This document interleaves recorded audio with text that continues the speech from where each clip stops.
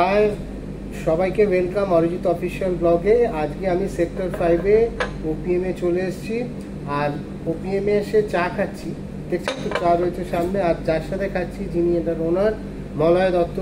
মলয়দার সাথে আমার বহু বছরের থ্রু ফেসবুক আলাপ, এবং এই আলাপটা ক্রমশ অনেক গভীর হয়েছে বছর যত এগিয়েছে। তো আমরা নানা ধরনের কোলাবোরেশন আগামী দিনে করছি এবং করব এবং করেছি অলরেডি। এবং মলয়দা আমার খুব একজন দাদা যাকে বলতে পারি, যে সবসময় চেষ্টা করে আমাকে পাশে থাকার, সাপোর্ট করার। তো মলয়দার সাথে আমার কিছু কাজ শ্যুট হয়ে গিয়েছিল। তো ওপিএম এর একটা কেস হিস্ট্রি, একটা স্টোরি টেলিং গল্প আছে, এবং মলয়দারও একটা স্টোরি টেলিং আছে। সেটা আসছে আগামী episode of care of hospitality, যেটা জুলাই মাসে রিলিজ হবে। এটা অনেক দিন আগে শ্যুট হয়ে গিয়েছিল, কিন্তু যেহেতু আমার অ্যাওয়ার্ড শোটা চলে, শক্তি সম্মান অ্যাওয়ার্ড শোটা মাঝখানে চলে, তো ওই জন্য 2 মাস কোনো প্রজেক্ট রিলিজ হয় না বলে একটু ডিলে হলো। সরি মলয়দা, ওটা ডিলে হওয়ার জন্য। তো আজকে যখন এসছি, পেয়েছি মলয়দাকে, বললাম মলয়দা আসছি যখন একটা ছোট্ট করে ব্লগও করে নেবো। তো মলয়দা বলে ঠিক আছে, অনেক চলে এসো, করবো। আচ্ছা মলয়দা, ওই ইন্টারভিউটা নেওয়ার সময় আপনি বলেছিলেন যে আপনি তো কোনোদিন ফুড ইন্ডাস্ট্রিতে আসবেন বলে ঠিক করেনি, তো এই আশাটা কিভাবে হলো? আচ্ছা, আশাটা কিভাবে হলো? তা আমি কলকাতায় আসি, ব্যাঙ্গালোর থেকে কলকাতায় আসি। আমার বেসিক ব্যাকগ্রাউন্ড হলো আইটি। তো এখানে আমি আইটি নিয়ে অনেক কাজ করেছি, basically education in schools and college, আর কিছু কিছু কর্পোরেট ট্রেনিং করাতাম। তারপরে আমি একজন বন্ধুর সাথে দেখা হলো, মিস্টার অভিজিৎ দে। উনি বললেন কিছু একটা করি, আমি ওনার সাথে জয়েন করলাম। আমাদের ডিরেক্টর, আমরা একটা হোটেল ম্যানেজমেন্ট কলেজ খুলি কলকাতায়, যেটার নাম ছিল IIS। তো খুব ভালো চলছিল। আমরা কলকাতায় করি, গোয়াতে করি, দেহরাদুন, শিলিগুড়িতে করি। শিলিগুড়িতে first institute hotel management, first institute in Goa. তো এইভাবে আমি হোটেল ইন্ডাস্ট্রিতে আসি। তারপরে একটু বাইরেও যেতাম, বিদেশে। আমার বস আমাকে নিয়ে গেছিলো সুইজারল্যান্ড, US। তো আমি দেখলাম খুব ভালো ইন্ডাস্ট্রি। মোর ওভার দ্যাট আমি শিলংয়ের ছেলে, তো মিউজিক খুব ভালো লাগতো। ওটা খুব হবি ছিল, পেশেন্ট ছিল। আমি কিছু একটা করবো কলকাতাতে, যেটা সামথিং হাটকে আর কি, সামথিং যেখানে হার্ড রক মিউজিক চলবে, একটা স্টোরি থাকবে। এবং সেই ফিলটা আপনারা ওপিএম এ আসলেই দেখতে পাবেন, যে পুরো রক, একদম রক কালচারটা, মানে যেটা সচরাচর একটা বারে দেখা যায় না, তার লুকটা এখন অন্য হয়ে গেছে, খুবই ওয়েস্টার্ন, একদম অন্যরকম একটা। কিন্তু এখানে ওয়েস্টার্ন কালচার, জাজ মিউজিককে ফলো রেখে একটা সুন্দর এনভায়রনমেন্টে কি সুন্দর জিনিসটাকে রান করায়। তারপর হ্যাঁ, আমাদের এই প্রতিষ্ঠানটা 21 বছর হয়েছে। তা আমি, আমার একটা বন্ধু মিস্টার প্রণব সিং, আর একটা বন্ধু চলে এখন লেট মিস্টার মুস্তাফি। তো brain child was mind sector 5-এ। তখন সেক্টর 5 খুব মানে কিছুই ছিল না, একটা দুটো বিল্ডিং ছিল, ইনফিনিটি বেঞ্চমার্ক, পুরো ঘুরে মানে ফাঁকা মাঠ, শিয়াল ঘুরে বেড়াচ্ছে, সাপ, ব্যাং। তো বন্ধুরা বললো এটা কি করছিস সেখানে, এটা কিন্তু মাছ অফ রিস্ক। আমি করি না, কি দেখা যাবে, যা আবার হবে। তারপরে নিলাম, বলছে ওপিয়াম। তো ওপিয়াম তো একটা ড্রাগস। আমার লাইসেন্স পেতে খুব অসুবিধা হচ্ছিল। তো আমি কনভিন্স গভর্নমেন্টকে করালাম যে ব্যাঙ্গালোরে আছে, হায়দ্রাবাদে আছে। কিন্তু তার সাথে সাথে আমাদের মেইন ফোর্টে হলো ওপিয়ামে মিউজিক, রক কালচার, একটা ফুড ইজ খুব ভালো। আমাদের ফুড সারা কলকাতা থেকে হাওড়া, তারপরে ব্যারাকপুর, ইচ্ছাপুর, সব দিক থেকে আসে। প্লাস ফ্যামিলি একটা এনভায়রনমেন্ট আছে, এখানে অনেক আইটি ছেলেমেয়েরা আসছে। তারা এখান থেকে ইঞ্জিনিয়ারিং করে তারা ইউএতে যাচ্ছে, লন্ডনে আছে। Still they love opium. যখনই ওরা কলকাতায় আসে, তারা opium must visit place in Kolkata. তো কলকাতা আসলে মাস্ট ভিজিট, আর যারা কলকাতা আছেন তারা তো একদমই ভিজিট, মাস্ট ভিজিট আর একদমই ভিজিট। তো আর একটা জিনিস এবার জানবো, পুরো বিষয়টা ওপিএম নিয়ে আর মলয়দা আমি আর শুনতে চাই না, কেন মেন এপিসোডের রহস্যটা বেরিয়ে যাবে। এবার যেটা জানতে চাইবো, যে টাইমে আপনি সেক্টর 5-কে দেখেছিলেন, এই স্প্যানটা তো 20-22 বছর হয়ে গেছে আপনার। 21 বছর বললেন তো। তো এই স্প্যানে তখন সেক্টর 5 আর এখনকার সেক্টর 5-এর মতন তফাৎটা কি? তখন তো আমরা একটাই রেস্টুরেন্ট ছিলাম, আমাদের অনলি রেস্টুরেন্ট সেক্টর 5-এ ছিল।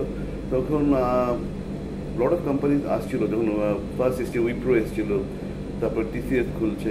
তো আমরা ওটা অপরচুনিটিটা পেয়েছিলাম আর কি। তারপর আমাদের দেখা দেখি প্রচুর রেস্টুরেন্ট, মোর দেন 50 বারেন রেস্টুরেন্ট সেক্টর 5 উইদিন 20 বছর। বাট আমরা পাইনিয়ার।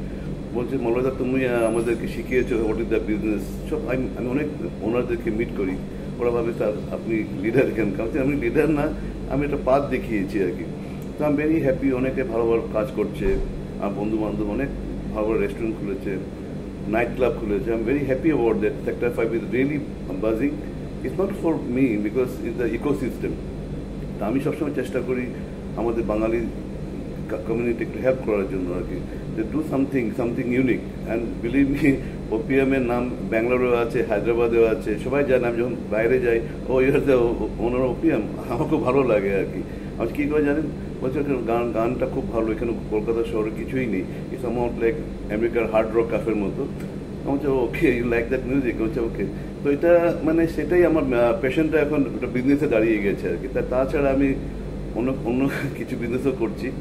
এটাই আমার লাইফ, ওপিএম। অবভিয়াসলি এইটা মনে একটা ভাস্ট এক্সপিরিয়েন্স আছে, যেমনি একটা হসপিটাল ইন্ডাস্ট্রির মধ্যে উনি নিজের জনারটা নিজের মতন করে ডেভেলপ করেছেন এবং উনি একটা পজিটিভিটিকে স্প্রেড করেন ওনার কাজ এবং ওনার এনভায়রনমেন্টের মধ্যে দিয়ে। আর একটা জিনিস খুব ইন্টারেস্টিং প্রসঙ্গ আমি মলাদার কাছ থেকে জানতে চাইব। মলাদা, অনেকে বলে যে কলকাতায় ইন্ডাস্ট্রি গ্রো হচ্ছে না, কলকাতার কিছুই হচ্ছে না, নেই কলকাতায়, বেঙ্গল ইজ লুজিং এভরিথিং।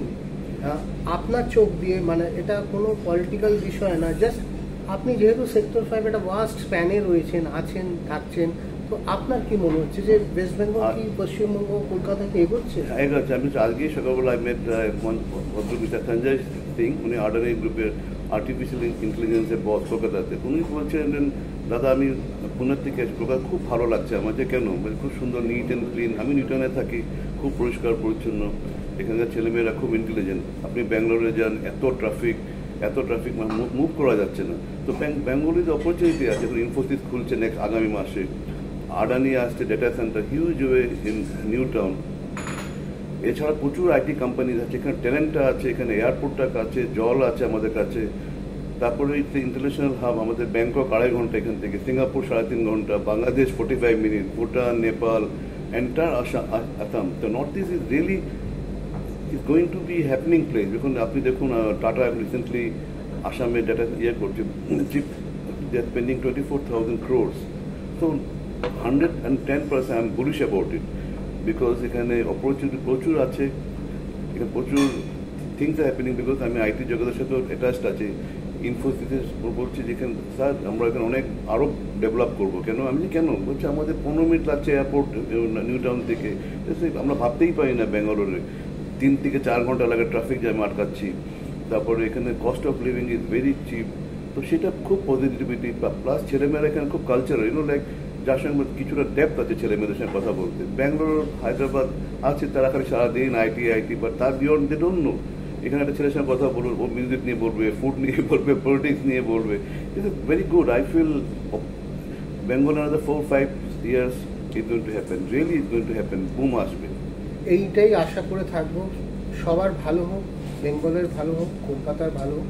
এবং প্রচুর এইখানে একটা আসছে মলাদা, আমি নিজে যখন এখানে আসি সেক্টর 5-এ, যেদিনকেই আসি, যখনই আসি, আমি একটু কাজ নিয়ে আসি, আমার খুব পজিটিভ এনার্জি লাগে। মানে মনে হয় যে আরও কিছু করি, আরও কিছু ছুটে পারে, এই পজিটিভনেসটা কাজ করে।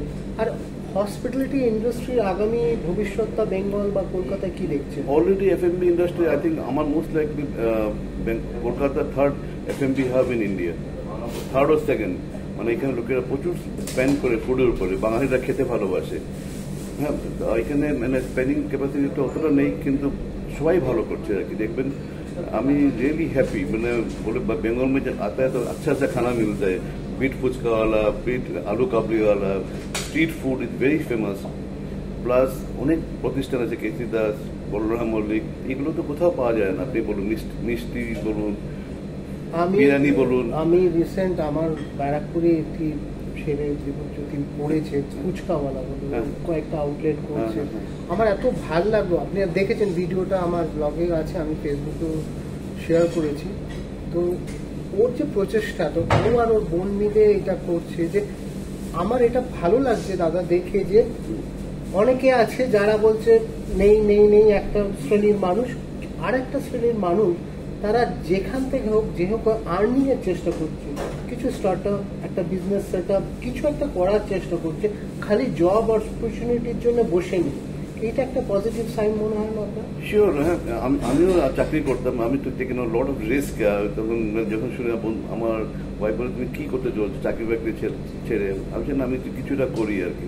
থ্যাংক গড আজকে ওপিএম খুব ভালো করছে, প্লাস আমার অন্য বিজনেস আছে আর কি। তো লাইফে একটা তো রিস্ক নিতেই লাগবে, মানে রিস্ক না নিলে তো কিছুই করা যায় না আর কি। তো দেখলেন তো জীবনে রিস্ক আছে, মহারাজা রিস্ক নিয়েছিল বলে আজকে এখানে, আমিও রিস্ক নিয়েছি বলে লড়াইটা করে যাচ্ছি, সাস্টেন করছি, সামহাও করছি, কিন্তু থেমে যাইনি। তো আজকে আর এগোবো না মহারাজা, তাহলে সবই চলে যাবে। সামনের মাসে জুলাইতে মহারাজার কেয়ার অফ হসপিটালিটি এপিসোডটা আসছেন, মাস্ট দেখবেন, এবং সেখানে ওপিএম সম্বন্ধে অনেক কিছু তথ্য জানতে পারবেন, মহারাজার লাইফ থেকে জানতে পারবেন, অনেক ইন্সপিরেশন স্টোরি টেলিং সেই এপিসোডটার মাধ্যমে আপনাদের কাছে পৌঁছবে। মহারাজা থ্যাংক ইউ চাটা খাওয়ানোর জন্য। ওপিএম এ এসে কিন্তু চা খেয়েছি, মর্নিং কিন্তু আপনারা এসে চা পাবেন না, কিন্তু ওপিএম এ গেলে চা পাওয়া যায় না, এটা মহারাজা স্পেশালি আমার জন্য খাওয়াচ্ছি আমাকে। ঠিক আছে, সবাই ভালো থাকুন, সুস্থ থাকুন। অরিজিৎ অফিসিয়াল ব্লগটা সাবস্ক্রাইব করুন যদি না করে থাকেন, আর আমার মেইন যে চ্যানেলটা অরিজিৎ অফিসিয়াল ইউটিউব চ্যানেল, ওটাও সাবস্ক্রাইব করবেন। কেন কেয়ার অফ হসপিটালিটি মলয় দত্তর এপিসোড আসছে জুলাই মাসে, খুব শীঘ্রই প্রমোশনে আমরা যাচ্ছি। ভালো থাকবেন, সঙ্গে থাকবেন, অরিজিৎ অফিসিয়াল ব্লগের সঙ্গে থাকবেন। Thank you Arijit, thank you. Tata.